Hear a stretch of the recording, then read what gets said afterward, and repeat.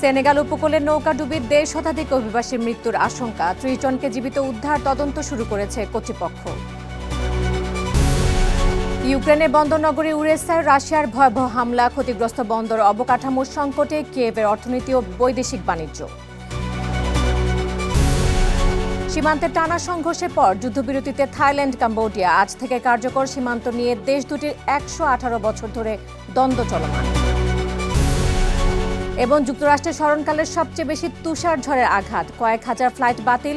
New York ও new জার্সিতে জরুরি অবস্থা।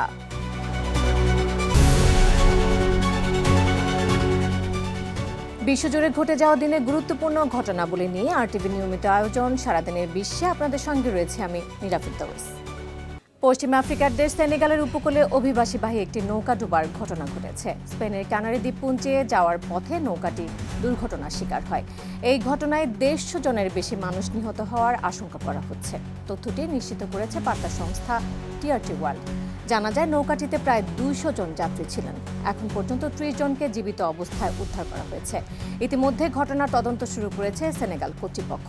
তবে স্পেনের স্বরাষ্ট্র মন্ত্রণালয়ের তথ্য মতে এবছর ক্যানারি দ্বীপপুঞ্জে সমুদ্র পথে প্রবেশকারীর সংখ্যা গত বছরের তুলনায় উল্লেখযোগ্যভাবে কমেছে।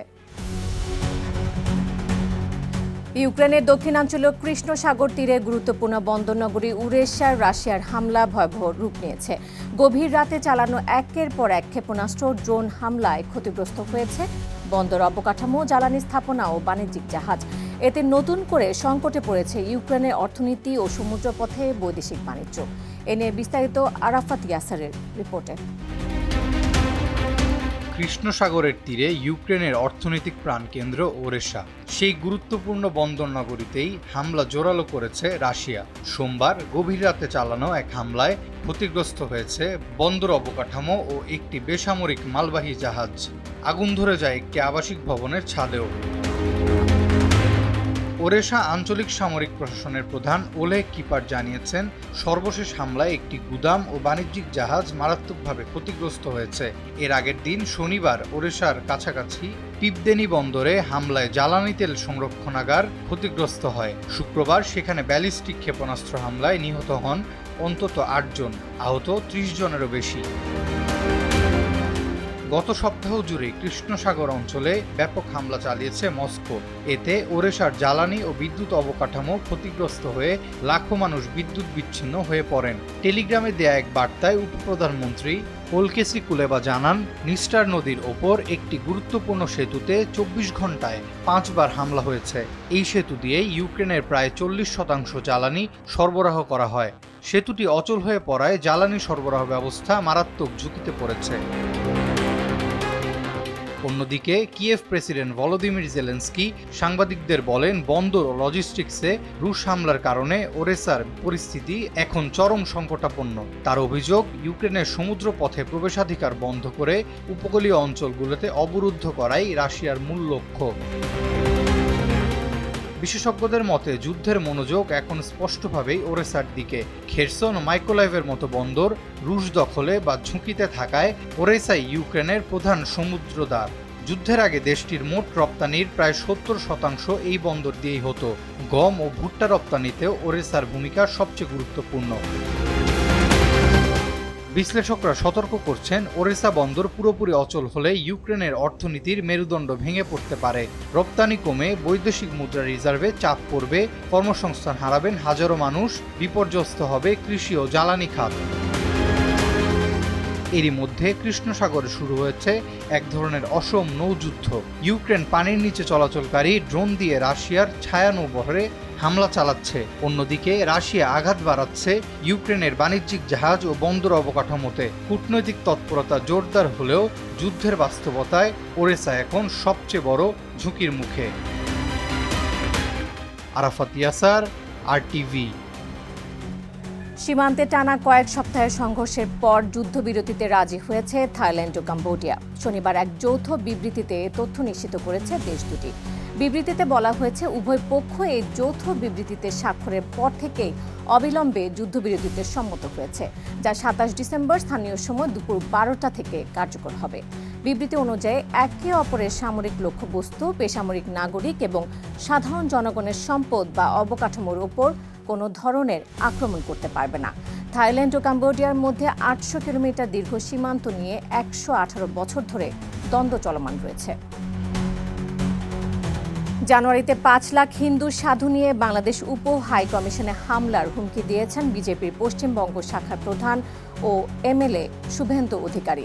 শুক্রবার কলকাতায় উপ হাই কমিশনের সঙ্গে দেখা করেন শুভেন্দু। সেখান থেকে বেরিয়ে তিনি এই হুমকি দেন।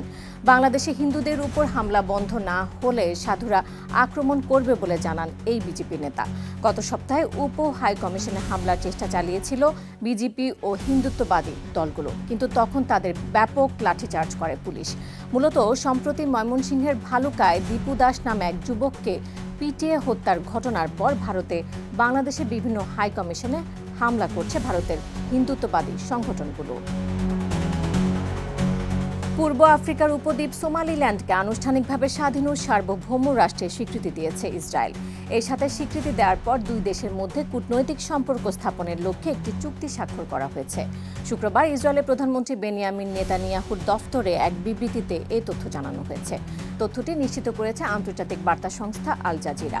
বিবৃতিতে আরও বলা হয়, এই ঘোষণা আব্রাহাম চুক্তির চেতনার সঙ্গে সামঞ্জস্যপূর্ণ।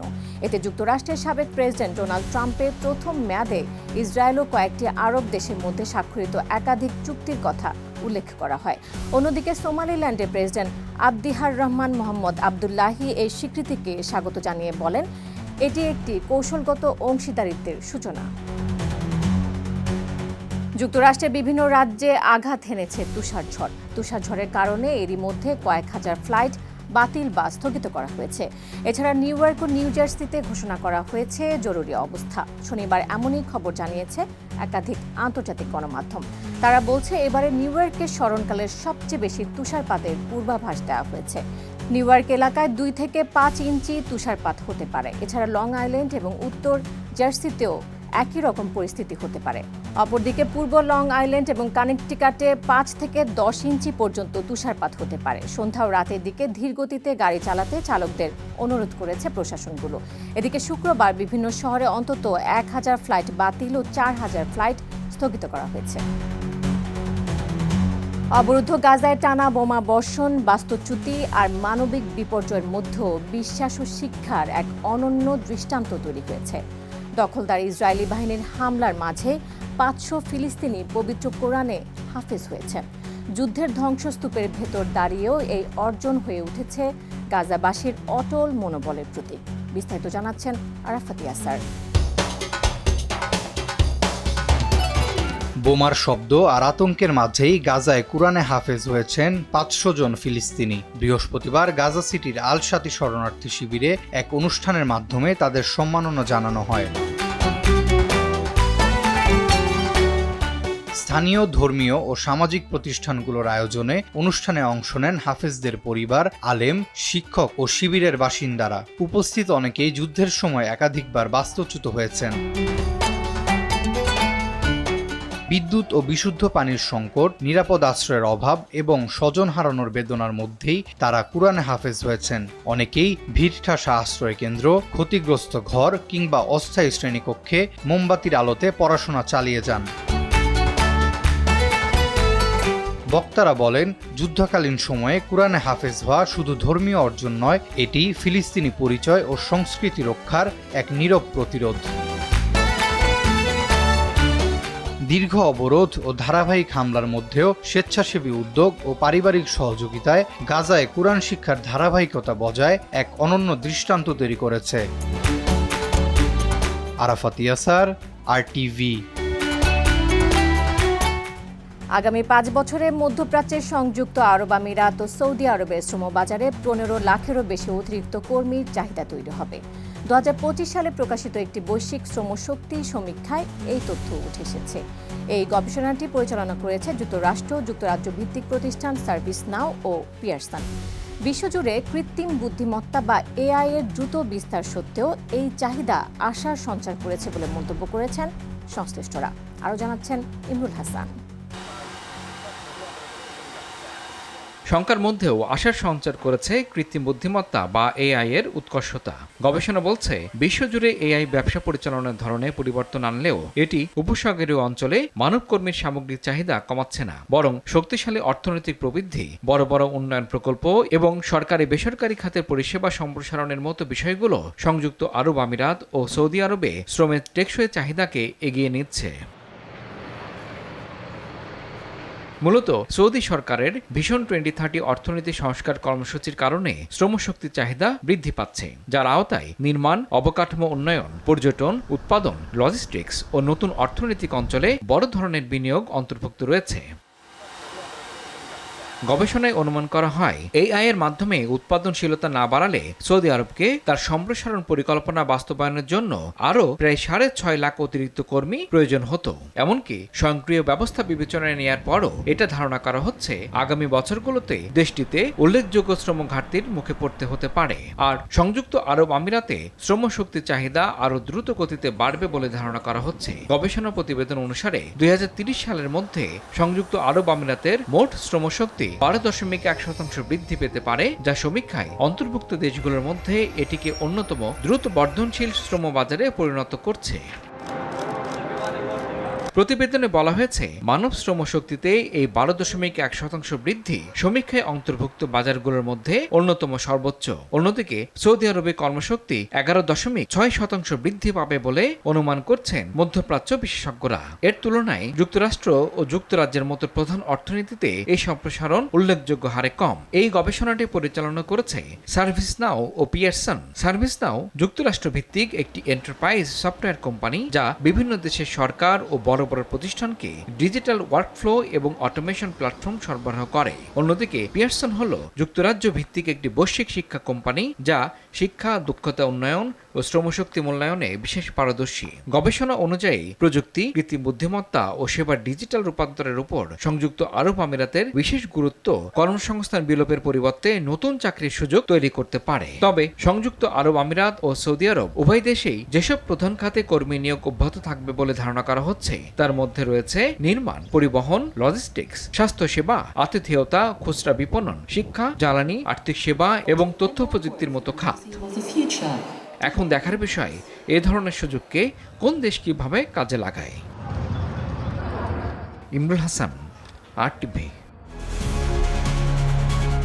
আর এর সাথে শেষ করছি সারাদিনের বিশ্ব। RTVর সাথে সংযুক্ত থাকুন, মতামত জানান RTV সামাজিক যোগাযোগ মাধ্যমগুলোতে।